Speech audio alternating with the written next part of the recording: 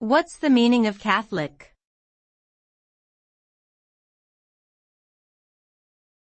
Catholic.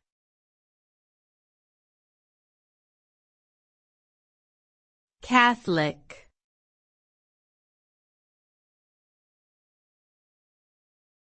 Catholic.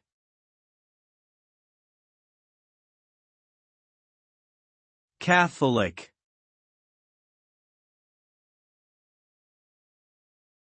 The term Catholic typically refers to the Catholic Church, one of the largest Christian denominations in the world. The word Catholic itself comes from the Greek word katholikos, which means universal. The Catholic Church is known for its centralized structure, sacraments, and teachings, which include a belief in the Holy Trinity, the centrality of the Eucharist, and the authority of the Pope as head of the Church. The Church has a rich history, culture, and tradition that spans over 2,000 years, and continues to be a significant religious and cultural force globally.